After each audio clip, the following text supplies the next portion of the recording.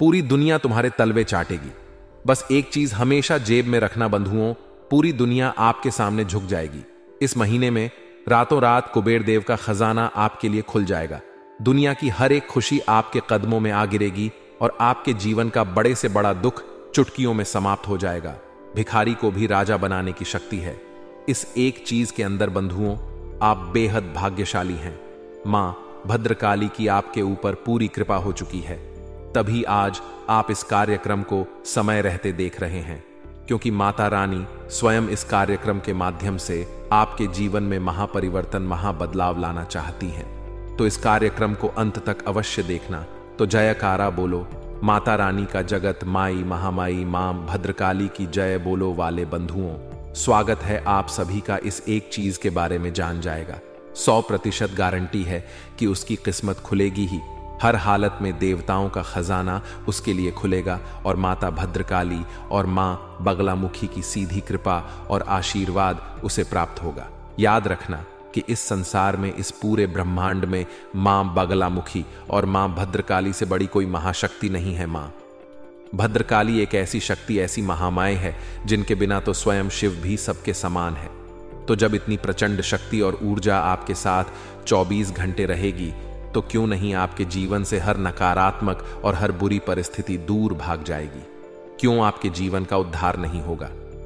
बंधुओं, याद रखना कि यह कार्यक्रम हम अपने जीवन भर के अनुभव से तैयार कर रहे हैं, और जो बातें हम आपको इस कार्यक्रम के माध्यम से बताने जा रहे हैं वे हजारों सैकड़ों लोगों पर आजमाई हुई हैं। इन बातों की शक्ति इतनी अधिक है कि जो भी व्यक्ति इन्हें जान जाता है वह 100% तरक्की करके जीवन में आगे बढ़ जाता है और अपनी हर एक दुख तकलीफ को काट डालता है। अब बंधुओं, ध्यान से सुने।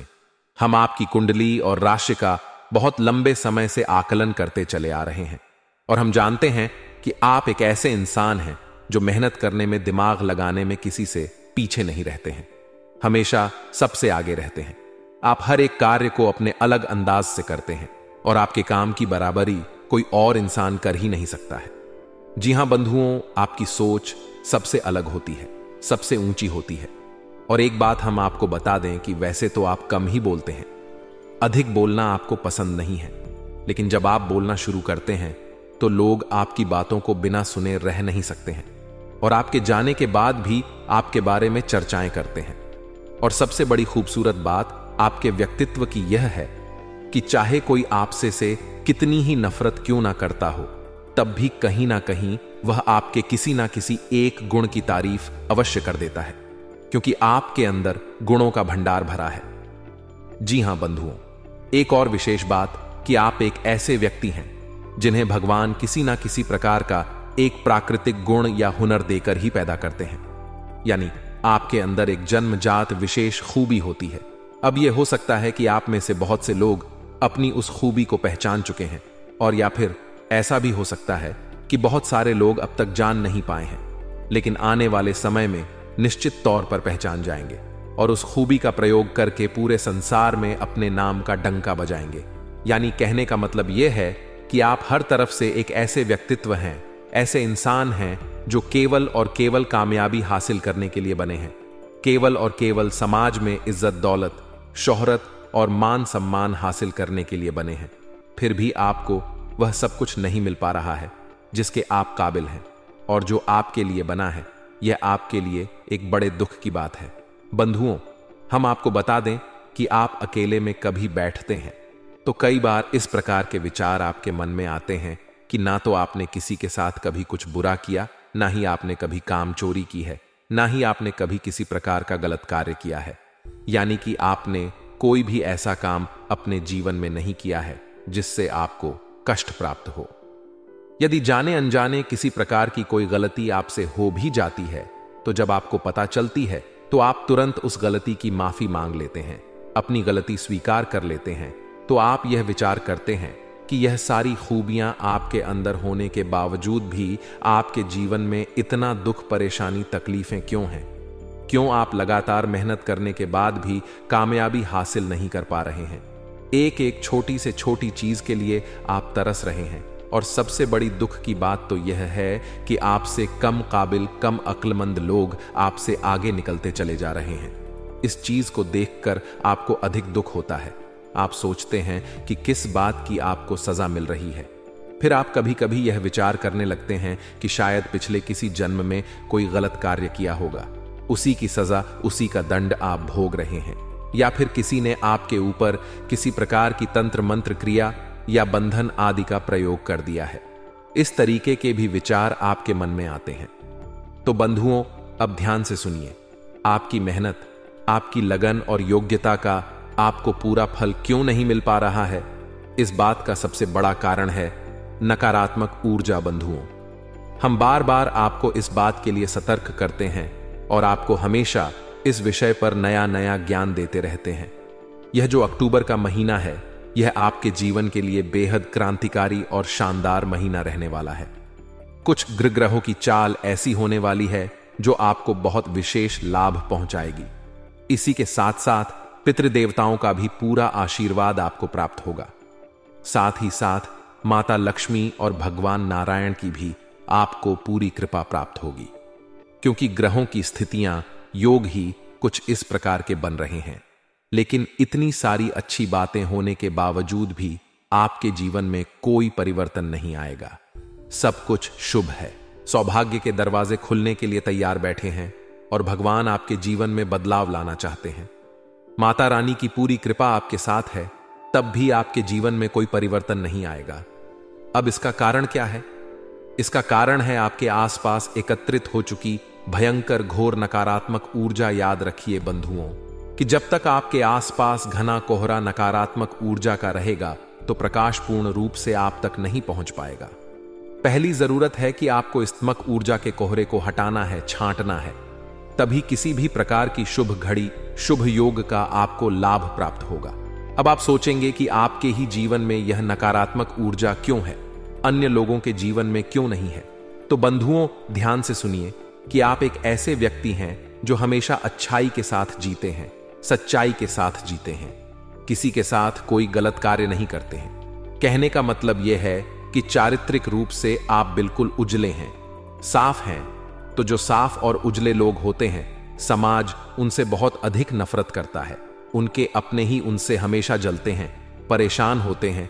तो आप चाहे कैसी भी स्थिति में क्यों ना रहे, आपके अपने ही, आपके आसपास के लोग ही आपकी चाल ढाल, बशभूषा बात करने के तरीके और जो थोड़ी बहुत मेहनत करके आप कामयाबी लेकर आते हैं अपने आसपास, अपने जीवन में, उससे इतना जलते हैं कि हर वक्त आपके लिए उल्टी सीधी बातें अपने मन से निकालते रहते हैं, जिससे नजर की नकारात्मक ऊर्जा आती है।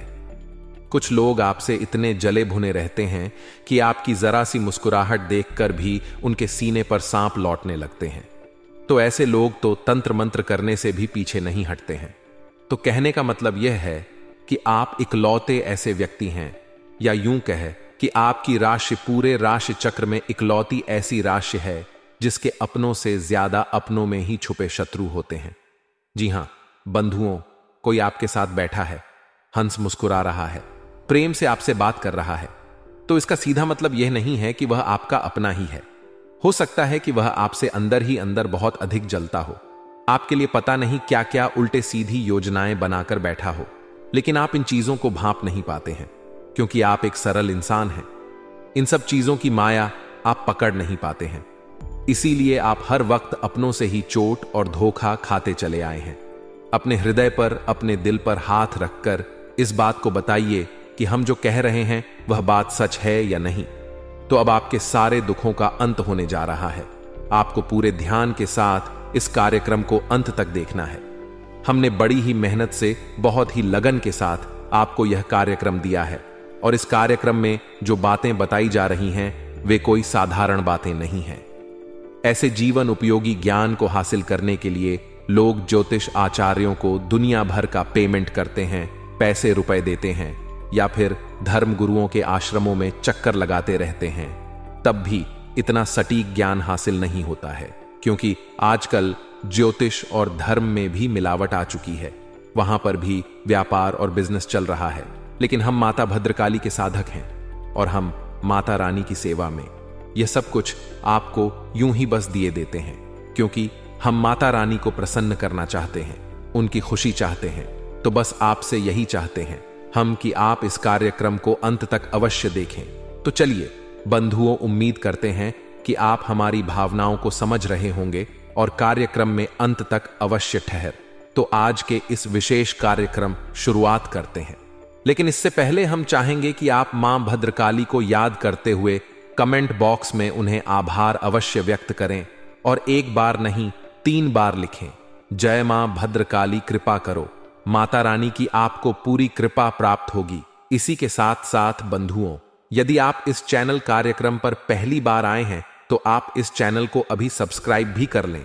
बगल में जो सब्सक्राइब का बटन है उसे अभी दबा दें, क्योंकि हम आपके लिए धर्म, ज्योतिष और आध्यात्म से जुड़ा सबसे शुद्ध और आजमाया हुआ ठोस ज्ञान लेकर आते हैं, जो हमने अपने अनुभव से हासिल किया है और जो आपके जीवन को 100% गारंटी के साथ बदलने की क्षमता रखता है। तो चलिए जल्दी से चैनल को सब्सक्राइब करिए, फिर आगे बढ़ते हैं। तो बंधुओं, अब ध्यान से सुनिए। आज के इस कार्यक्रम को प्रारंभ करने से पहले आपको इस एक चीज के बारे में बताने से पहले एक छोटी सी कहानी है जो आपको बहुत कुछ सिखाएगी और आपके जीवन की निष्क्रियता को कहीं ना कहीं, जो आप अटक गए हैं, रुक गए हैं, उस आक्रमणता को दूर करेगी। जी हां बंधुओं, तो ध्यान से सुनिए। एक बार की बात है कि एक शिष्य अपने गुरु के पास जाता है आश्रम में और जाकर कहता है कि गुरु जी, हमारे जीवन में दुनिया भर के कष्ट हैं, परेशानी है। एक तकलीफ दूर नहीं होती कि दूसरी तकलीफ सिर उठाकर खड़ी हो जाती है। एक हाथ हम अपने जीवन की दशा को सुधारने की कोशिश करते हैं तो 2 हाथ हमारे जीवन की दशा बिगड़ जाती है। एक समस्या का समाधान करो तो 4 नई समस्याएं खड़ी हो जाती हैं। हमें तो समझ ही नहीं आता है कि आखिर हमारे जीवन में चल क्या रहा है।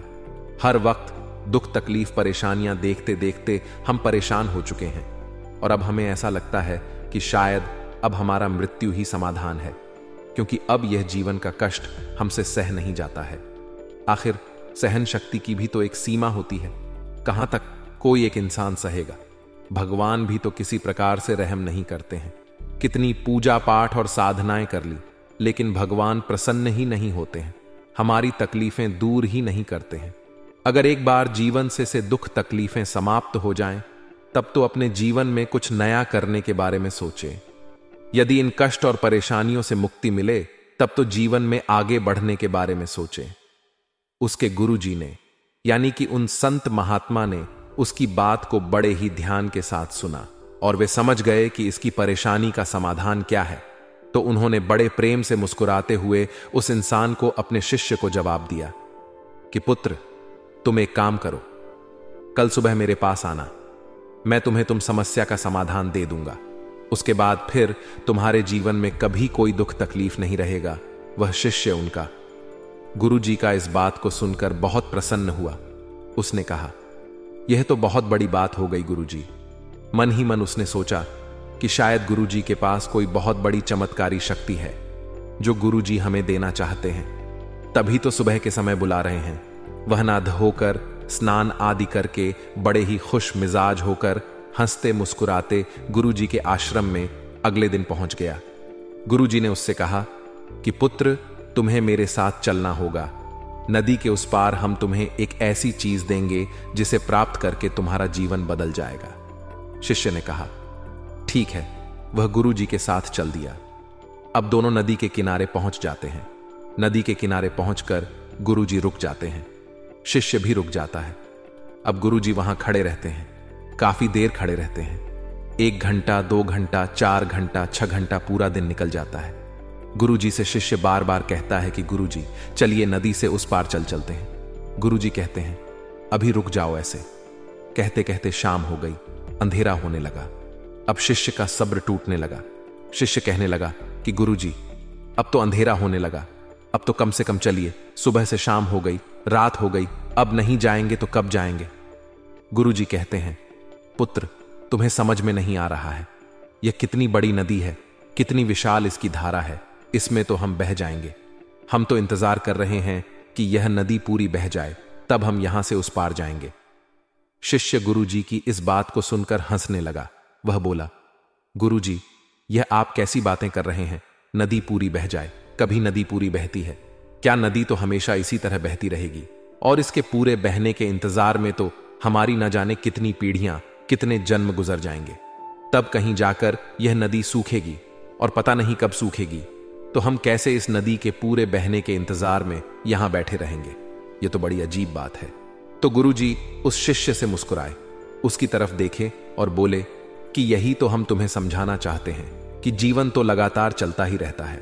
अड़चन और परेशानियां इस नदी के समान तुम्हारे सामने आती ही रहती हैं, लेकिन तुम्हें उनसे लड़ना होगा, आगे बढ़ना होगा। यदि मन चाही जगह पर पहुंचना चाहते हो जीवन में, तो तुम्हें ऐसी ना जाने कितनी नदियों को पार करना होगा, और नदियों को पार करने के लिए तुम्हें कठोर परिश्रम और प्रयास करने होंगे। यह इंतजार मत करो कि जीवन से सारे कष्ट समाप्त हो जाएं, तब हम नदी पार करेंगे, यानी कि कुछ करने के बारे में सोचेंगे, क्योंकि कष्ट जीवन से कभी समाप्त नहीं होते हैं। असल में जीवन में कष्ट नहीं है, कष्ट में ही जीवन है, इसे याद रखना है। शिष्य को सारी बात समझ में आ गई और वह बहुत शर्मिंदा भी हुआ। बाद में उसने मेहनत और लगन से तरह तरह के अलग अलग प्रयास करते हुए सफलता हासिल की और कामयाब इंसान बन गया। यह कहानी सुनाने का आपको हमारा मकसद यह है कि हम जो बातें आपको बताते हैं वे कोई साधारण बातें नहीं हैं। यदि आप उन बातों को अपने जीवन में अमल में लाएंगे तब ही जीवन में बदलाव होंगे, परिवर्तन आएंगे, अन्यथा कुछ भी नहीं होगा।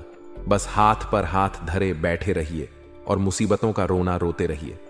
प्रयास तो आप खूब कर रहे हैं, जीवन को सरल बनाने के लिए खूब लड़ रहे हैं, तरक्की प्राप्त करने के लिए मेहनत कर रहे हैं, लेकिन उतने प्रयासों से काम नहीं चल पा रहा है। उससे तो केवल जीवन चल रहा है, लेकिन जीवन में सुख हासिल नहीं हो पा रहे हैं, यानी कि कहीं और किसी प्रकार की कमी है। तो उस कमी को हम बताते हैं आपको कि नकारात्मक ऊर्जा है जो आपको परेशान कर रही है। अब आपको उस कमी को भी दूर करना होगा, यही आपका धर्म है। गुरु जब कोई प्रयास बताते हैं, शिष्य को करने के लिए कहते हैं, तो शिष्य का धर्म है कि उस प्रयास को किया जाए। यही गुरु का काम होता है, अंधेरे से उजाले की ओर लेकर जाना और शिष्य का मार्गदर्शन करना। गुरु शिष्य परंपरा के अंतर्गत हम आपको विशिष्ट ज्ञान देने की कोशिश करते हैं, लेकिन कुछ मूर्ख इन बातों को भी गंभीरता से नहीं लेते। सोचते हैं कि कोई चमत्कार होगा, तभी रातों रात कोई बड़ा खजाना खुल जाएगा, लेकिन ऐसा कभी होने वाला नहीं है। अब एक बात और हम आपको बता दें कि हमारा हिंदू धर्म सनातनी परंपरा बहुत उन्नत है। असल में हमारे जो आर्षि मुनि हुआ करते थे वे वैज्ञानिक से कम नहीं थे। उन्होंने ऊर्जाओं को बहुत अच्छी तरीके से समझा था, इसीलिए उन्होंने ऊर्जांचल और किसी को मां बगलामुखी। अब इससे सुविधा यह हो जाती है कि जिस इंसान के जीवन में जिस प्रकार की तकलीफें हैं वह उस विशेष प्रकार की ऊर्जा की साधना करता है, उससे जुड़ी चीजों को धारण करता है और उसको उसी समस्या से मुक्ति प्राप्त हो जाती है। यह बहुत जरूरी है जानना। जो इन बारीकियों को समझते हैं वे ही जीवन में मन चाही सफलता हासिल करते हैं, और जो मूर्खता दिखाते हैं और अंधी दौड़ में लगे रहते हैं, कहते हैं हम इन सब बातों को नहीं मानते, हम तो केवल भगवान को मानते हैं और उन्हीं को पूजते हैं। तो आप ऐसे पूछते रहिए, कुछ नहीं होता है। मंदिरों में हजारों लोग आते हैं, लाखों लोग आते हैं, सबकी मनोकामनाएं पूरी नहीं होती हैं, पूरी केवल उनकी होती हैं जिनके तरीके बिल्कुल सही हैं।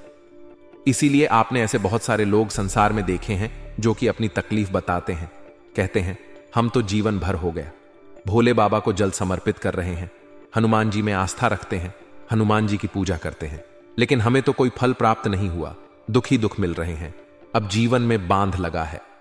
ऊर्जा, सकारात्मक ऊर्जा आपके जीवन को प्रभावित नहीं कर पा रही हैं, और नकारात्मक ऊर्जा से जीवन चल रहा है तो दुख तो रहेंगे ही। भगवान इसमें क्या कर लेंगे, आपने तो काम किया ही नहीं कुछ। अब यहां तक सारी बातें आपको समझ में आ गई हैं। अब बात करते हैं आपके मूल विषय की। हम यहां पर बात कर रहे हैं माता बगलामुखी की। मां बगलामुखी एक ऐसी दिव्य शक्ति है जो माता शक्ति का शुद्ध स्वरूप है और उनकी 10 महाविद्याओं में से 8वीं महाविद्या है।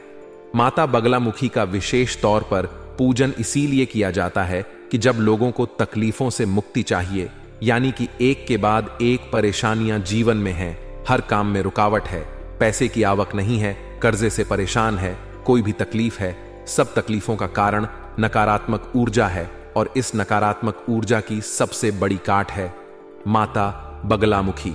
हर प्रकार के बंधन को काटने की शक्ति है माता बगलामुखी, तो माता बगलामुखी की साधना आपको करनी ही होगी। अब कैसे करेंगे आप? ये तो इसे आप ध्यान से समझिए। आपको बाजार से माता बगलामुखी की एक छोटी सी तस्वीर, कोई फोटो अपने घर लेकर आनी है। इसी के साथ साथ आपको एक भोजपत्र, एक कागज आता है, एक अष्टगंध की स्याही और एक अनार की कलम, यह सामग्री लेकर आनी है। शनिवार के दिन आप इस क्रिया को प्रारंभ करेंगे। आपके घर में यदि माता बगलामुखी की तस्वीर या फोटो है और उसका पूजन होता है नित्य, तो आप फोटो को ना लेकर आएं। इस सामग्री को अकेला लेकर आएं। लेकिन इसमें भी समस्या यह है कि आपके घर में माता बगलामुखी की पूजा तो होती है, लेकिन क्या माता रानी आपके घर में रहती भी हैं? इसको जानना आवश्यक है, क्योंकि कई बार ऐसा होता है कि देवी देवता किसी गलती की वजह से हमारे घर को छोड़कर चले जाते हैं। फिर उनकी केवल फोटो या मूर्ति रखी रह जाती है और हम निरंतर उनकी पूजा करते हैं और हमें लगता है कि वे हमारा कार्य सिद्ध कर रही हैं, लेकिन कुछ भी नहीं होता है। बंधुओं, यह सारी बातें बिल्कुल सत्य हैं। आप अपने जीवन में इनका आकलन करके देखना। हमने तो अपनी साधना के माध्यम से इन सब बातों को समझा है और यह हमारे जीवन का अनुभव है, तभी हम आपको बता रहे हैं। अब आपके जीवन में माता बगलामुखी हैं या उनकी कृपा है, इसे जानने का क्या तरीका है, हम अभी आपको आगे बताने वाले हैं। आप माता की फोटो लेकर आइए, शनिवार के दिन लेकर आइए। उसके बाद आप पीले रंग का प्रसाद, पीले रंग के फूल और पीले रंग के वस्त्र स्वयं धारण करने के लिए, यदि नहीं है तो केवल पीले रंग का कोई एक कपड़ा जिसे आप ओढ़कर बैठेंगे। पूजा के समय हल्दी की माला आपको चाहिए जो आप जाप करेंगे मंत्र। उसके लिए दूसरा गाय का घी नहीं है तो सरसों का तेल भी चलेगा। जी हां बंधुओं, अब यहां तक आप समझ गए। अब आपको क्या करना है? रात्रि को 9 बजे के आसपास आपको माता की फोटो अपने पूजा घर में स्थापित करनी है और माता रानी को जल समर्पित करना है। उसके बाद पुष्प समर्पित करना है और उसके बाद पीले रंग का प्रसाद है, भोग स्वरूप उन्हें अर्पित करना है। फिर उसके बाद आप धूप दीप वगैरह जो भी चाहे सारी क्रियाएं कर सकते हैं। क्रमबद्ध तरीके से सब कुछ करिए और उसके बाद आप जो भोजपत्र लेकर आए हैं उस भोजपत्र पर 3 बार या फिर 6 बार, 3 बार आगे की तरफ और 3 बार पीछे की तरफ अष्टगंध की स्याही से, अनार की कलम से माता बगलामुखी का यह स्तंभन मंत्र है, इसे लिख लीजिए। अब यह मंत्र कौन सा है? मोबाइल की स्क्रीन पर भी आपको दिखाई देगा और हम आपको बोलकर भी बता देते हैं। मंत्र कुछ इस प्रकार है। ओम लीम बगलामुखी सर्वदुष्टानाम वाचम मुखम पदम स्तंभ जीवाम किले बुद्धि विनाशय हलीम ओम स्वाहा। मंत्र एक बार फिर से सुनिए ध्यान से। ओम हलीम बगलामुखी सर्वदुष्टानाम वाचम मुखम पदम स्तंभ जीवाम की लय बुद्धि विनाशय ह्रीम ओम स्वाहा। इस मंत्र को आपको उस भोजपत्र पर लिखना है। 3 बार आगे और 3 बार पीछे छोटे छोटे अक्षरों में लिखना है। उसके बाद आपको यह भोजपत्र का टुकड़ा माता रानी को समर्पित कर देना है, यानी उनके चरणों में रख देना है। अब आपको इसी मंत्र का एक माला जाप करना है और जाप आप हल्दी की माला से ही करेंगे और गोमुखी में छुपाकर, यानी एक जो थैली टाइप की होती है उसके अंदर छुपाकर करेंगे, दिखाएंगे नहीं। इस जाप को करते समय आपके सिर पर कपड़ा होना बहुत अधिक आवश्यक है। पवित्रता का विशेष ख्याल रखें और यह क्रिया रात्रि के समय ही होती है, दिन में नहीं होती है। अब यह क्रिया आप 3 दिन तक लगातार करेंगे और 3 दिन तक लगातार यह भोजपत्र माता रानी के चरणों में रहेगा। इसके बाद आप 3 दिन के बाद रात्रि में जब आप सोने जाएं, उस समय इस भोजपत्र के टुकड़े को उठा लें। यह क्रिया आपकी लगातार 11 दिनों तक चलेगी।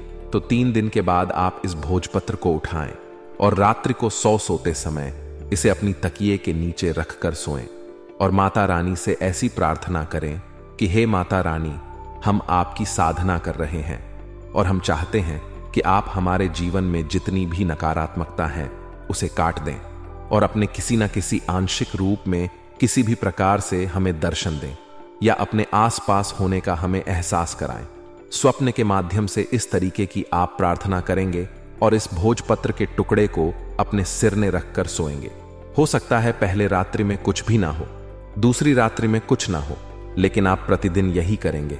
सुबह जब आप सोकर जागेंगे तो स्नान आदि करने के बाद इस भोजपत्र के टुकड़े को पुनः माता रानी के चरणों में रख देंगे।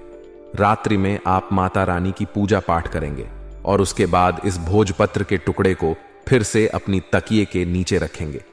याद रखें कि पूजा करने के तुरंत बाद आपको सीधे जाकर सोना है, मोबाइल नहीं चलाना है, किसी से बात नहीं करनी है, कोई भी बिना मतलब के विचार अपने दिमाग में लेकर नहीं आने हैं। केवल माता रानी की तस्वीर को, उनके स्वरूप का ही ख्याल करते रहना है, उनके बारे में सोचते रहना है और रात्रि को सोते समय यही प्रार्थना फिर से करनी है और सो जाना है। 3 या 4 दिन के अंदर माता रानी आपको किसी ना किसी रूप में जरूर एहसास कराएंगे। या तो स्वयं उनके दिव्य स्वरूप का दर्शन होगा या फिर आंशिक दर्शन हो सकता है। किसी भी प्रकार से मंदिर का आपको किसी प्रकार का दर्शन हो सकता है। मंदिर का शिखर आपको दिखेगा, प्रांगण आपको दिखेगा, कुछ ना कुछ ऐसा लगेगा जिससे आपको पता चल जाएगा कि माता रानी की शक्ति अब आपके आसपास आ चुकी है। 11 दिन तक प्रतिदिन यह क्रिया आप करेंगे। बीच में बिल्कुल भी इस क्रिया को खंडित नहीं होने देना है। और दूसरी बात कि यह मंत्र सिद्ध मंत्र है, हमने बहुत मेहनत की है इस मंत्र के ऊपर, तो आप इस मंत्र का सम्मान करें, इसे यूं ही किसी को ना दें, किसी को इसके बारे में ना बताएं, इसकी गुप्त स्थिति को बनाकर रखें, प्रचार ना करें इस क्रिया के बारे में। और यदि आपसे यह साधना नहीं होती है तो कोई बात नहीं है, परंतु इस साधना को भूलकर भी खंडित ना होने दें। खंडित हो जाएगी ना तो आपके साथ साथ हमें भी माता रानी का क्रोध सहना पड़ सकता है। माता रानी हमसे नाराज हो सकती हैं और हम नहीं चाहते कि हमारी साधना खंडित हो, किसी भी प्रकार से हमें परेशानी आए। हम तो केवल आपकी दुख तकलीफ और परेशानियों को देखते हुए यह विशेष साधना आपको दे रहे हैं, तो जरा इन सब बातों का यानी कि विषय की गंभीरता को अवश्य समझ लेना। अगर आप संभाल सके तो ही इसे करना। अब जब 11 दिन में आपको पूर्ण रूप से माता रानी का आभास हो जाएगा, उनका आपके आसपास होना आपको खुद महसूस होगा, तब 11 दिन के बाद आप इस भोजपत्र के कागज को प्रतिदिन अपनी जेब में रखकर घर से बाहर निकलें। इसे यूं ही जेब में ना रखें, कोई पीले रंग का एक और कागज लें और उस कागज में इसे फोल्ड करके रखें और उसके बाद इसे अपनी जेब में रखें। और जब वापस आए तो फिर से माता रानी के चरणों में रख दें और फिर रात्रि को आपको इसे तकिए के नीचे रखकर सोने की आवश्यकता नहीं है, क्योंकि यह तो केवल माता रानी की प्रामाणिकता चाहिए कि आप अब आ चुकी हैं, इस बात का प्रमाण है। बस अब प्रतिदिन आप इस कागज को अपनी जेब में रखकर निकलेंगे, माता रानी के मंत्र का ख्याल करते रहेंगे। आप चाहे तो साधना और आगे बढ़ा सकते हैं। माता बगलामुखी की साधना 11 दिन की होती है, 36 दिन की होती है, 63 दिन की होती है, 93 दिन की होती है, जितने दिन चाहे आप कर सकते हैं। 99 दिन की होती है, जैसे चाहे आप कर सकते हैं, आपके ऊपर है। जितनी श्रद्धा आपकी बढ़ती जाए आप साधना करते जाएं। एक ही माला की तो बात है, जरा सी मेहनत है बस, लेकिन जीवन भर के लिए माता रानी का साथ आपके साथ रहेगा और आपका उद्धार होता रहेगा। हजारों लोग ऐसे हैं जो माता रानी की साधना हमारे कहने से किए और उनके जीवन में ऐसे विचित्र और अनोखे अनुभव उन्हें हुए कि वे माता रानी को लाख लाख धन्यवाद देते हैं और हमारा भी आभार मानते हैं, क्योंकि कहीं ना कहीं थोड़ा बहुत गुरु शिष्य परंपरा का आभार तो रहता ही रहता है। ठीक है बंधु, अब जो ज्ञान की बात हमने देनी थी आपको दे दी है, साधना देनी थी हमने आपको दे दी है। अब इस साधना से जुड़े कोई प्रश्न आपके मन में हो, कोई भी किसी भी प्रकार का विचार हो, आप हमसे कमेंट करके पूछे या फिर अत्यंत आवश्यक प्रश्न ही पूछा करें। बंधुओं, जो सचमुच में आपके मन में है और आपको परेशान कर रहे हैं, केवल उन्हीं बातों के लिए संपर्क करें, क्योंकि हम अपना जीवन का अधिकतर भाग माता रानी को समर्पित कर चुके हैं, तो हमारा समय उन्हीं की सेवा में बीतता है। जब भी समय मिलता है तभी हम आपके प्रश्न देख पाएंगे, अन्यथा बीच में हम नहीं देख सकते हैं। इसके लिए क्षमा चाहेंगे, क्योंकि हमारे लिए माता रानी ही सबसे बढ़कर हैं और कुछ भी नहीं। बंधुओं, उम्मीद करते हैं कि आप हमारी भावनाएं समझ रहे होंगे और हम किस प्रकार से माता रानी की सेवा कर रहे हैं। आपकी सहायता करके यह भी आप समझ रहे होंगे। तो चलिए बंधु, आज के इस विशेष कार्यक्रम को यहीं पर समाप्त करते हैं और उम्मीद करते हैं कि आपको सारी बातें समझ में आ गई होंगी। अब आप स्वयं अपने जीवन को अपने हाथों से बदल डालेंगे। तो बस हमारा आपसे यही कहना है, हमेशा सकारात्मक रहिए, माता रानी में अपनी आस्था बनाए रखिए, हंसते रहिए, मुस्कुराते रहिए, जीवन का आनंद लेते रहिए और दिन में एक बार मंदिर अवश्य जाइए। मिलते हैं अगले विशेष कार्यक्रम में। तब तक के लिए धन्यवाद। प्रेम से बोलिए जय माई की, जय मां भद्रकाली, जय मां बगलामुखी माता रानी आपका कल्याण करेंगी। धन्यवाद।